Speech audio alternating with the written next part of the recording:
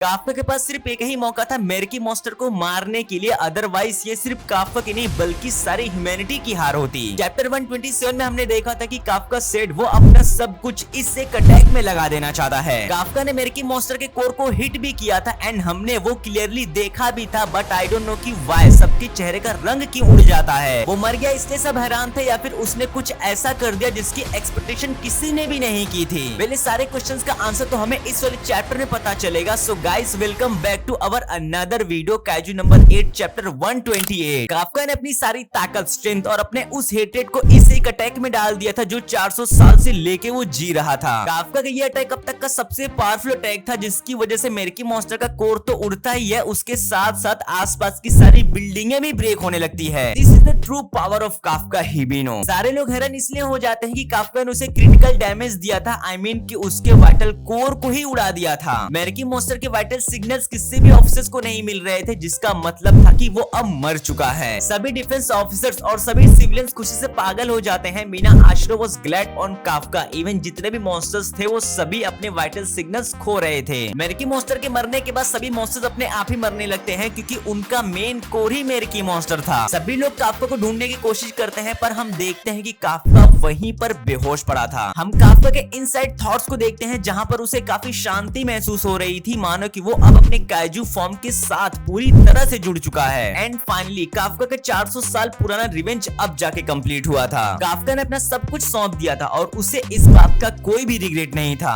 Kafka यहाँ तक पहुँच पाया और इस लेवल तक खड़ा रहा सिर्फ मीना की वजह से, जिसे वो थैंक्स भी बोल रहा था। काफ्का ने उन सभी को शुक्रिया कहा जिसने उसका साथ दिया था, जैसे कि रेनो, किकोरू, कमांडर कुशिना, कमांडर नार्मी और हर उस शख्स को शुक्रिया कह रहा था जिसने उसका साथ दिया था। काफ्का थिंक कि अब वो नहीं बचेगा एंड दैट्स व्हाई कि वो सब कुछ इन सब पर छोड़ रहा था, बट वो जाता उससे पहले उसके पीछे से इशाओ शिनोमिया आ जाता है। यस गाइस, ये थॉट्स कन्वर्सेशन है, सब कुछ पॉसिबल है। काफ्का डर जाता है कि चीफ आप मेरे थॉट्स में क्या कर रहे हो, बट काफ्का ने नोटिस किया कि मेरकी मॉन्स्टर के कॉन्सिक्वेंसेस फेड हो रहे थे, जिसकी वजह से वो सभी लोग आजाद हो चुके थे जिनको मेरकी मॉन्स्टर ने एब्सॉर्ब किया था। काफ्का इसाओ को सॉरी बोलता है क्योंकि उसने काइजू नंबर 9 को वीक समझ लिया था और उसकी वजह से टोक्यो की सिचुएशन इतनी खराब हो गई थी। इसाओ बोलता है कि डोंट वरी, यही सेम थिंग काइजू नंबर 6 के साथ हुई थी जहां पर ह्यूमैनिटी ने काफी सफर किया था और मैंने भी किसी अपने को खो दिया था। बट हाँ, टफ सिचुएशन हमें और भी आगे बढ़ने के लिए प्रेरित करती है और हमें उससे भी ज्यादा स्ट्रॉन्ग बन के सामने आने के लिए बोलती है। डजंट मैटर कि सिचुएशन क्या है, बट हर बार हम अपने वर्ल्ड को बचाएंगे और उसे पहले से और भी ज्यादा स्ट्रॉन्ग बनाएंगे और उसे रिकवर करेंगे। इसाओ काफ्का को बोलता है कि एक और फाइनल मिशन बाकी है, तुम्हारी रियल फाइट तो